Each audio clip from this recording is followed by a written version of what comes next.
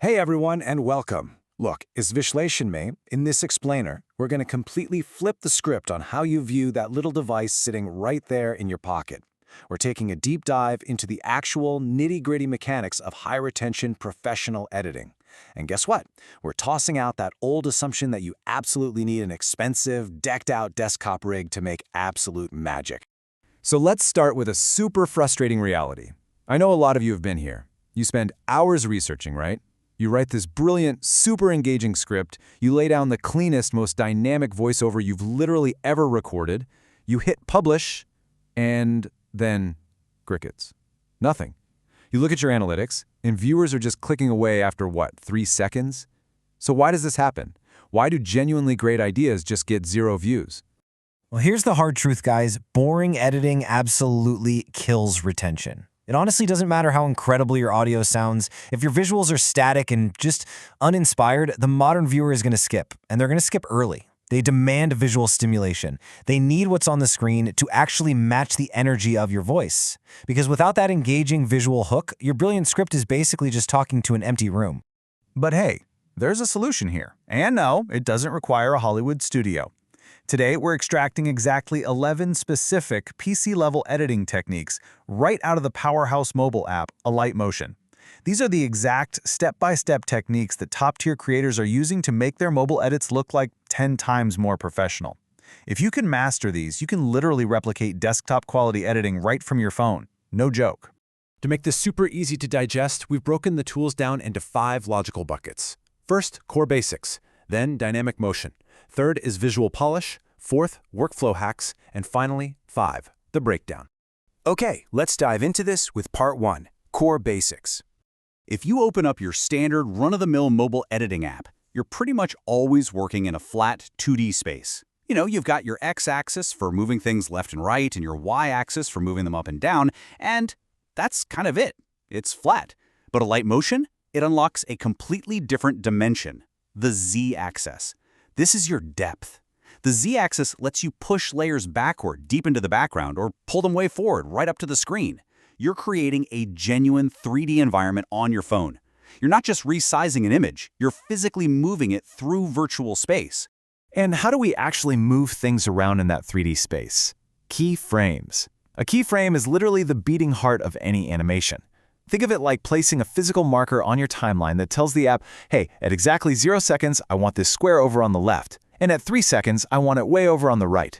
The app then just automatically calculates the whole journey between those 2 markers. Boom, animation. Whether you're messing with position, rotation, or opacity, keyframing is basically your magic wand for bringing still elements to life. Moving right along to section 2, dynamic motion. Okay, imagine you've got a simple YouTube Shorts logo just sitting there on your screen. It's flat, lifeless. Enter the auto shake effect.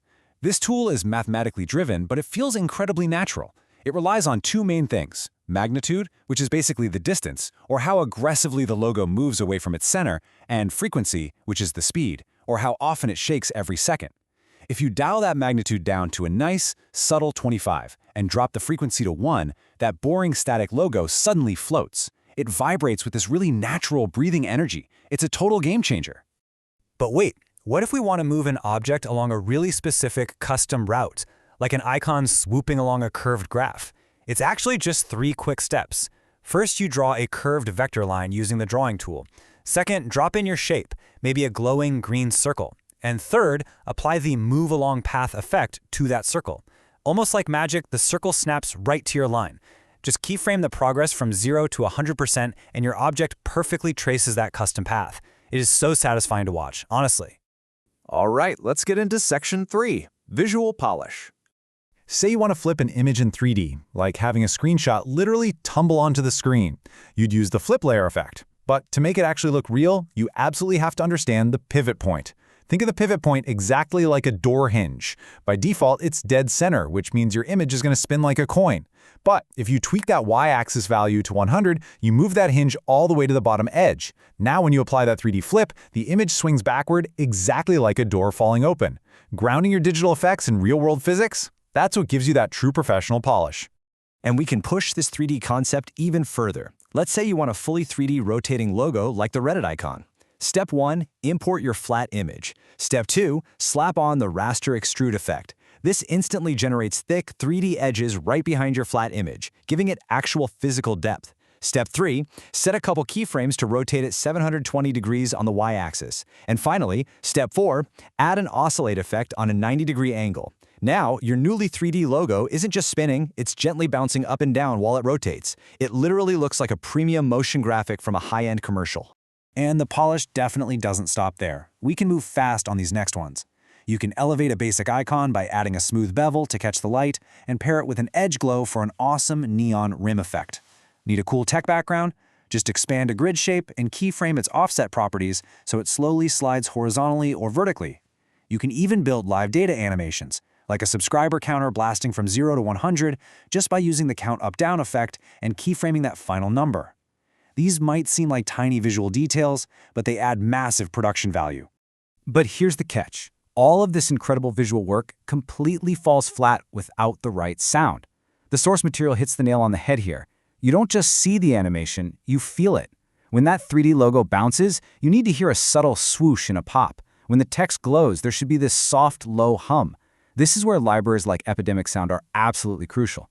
They provide those exact auditory textures that literally trick your brain into believing these digital pixels have actual weight and physical presence. Next up, Section 4, Workflow Hacks.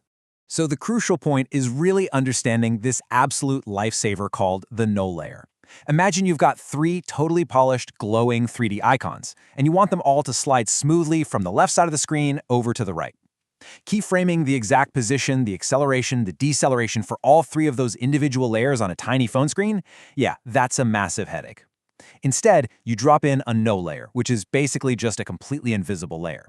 You then parent or link your 3 icons to it. Now, whatever that no layer does, the children follow. You literally only have to animate one invisible layer sliding across the screen, and all 3 of your complex icons will move in perfect, locked unison. It is a monumental time saver. And finally, Section 5, the breakdown. Let's see it all come together.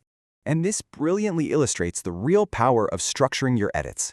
If we pull back the curtain on that super kinetic, complex preview clip we were looking at earlier, we can see exactly how it's engineered. Way in the back, we have an imported project acting as our smooth, moving grid background. Above that, a grouped layer with our flat logos, now rocking bevels and edge glows, all flipping in 3D using that bottom pivot point we talked about.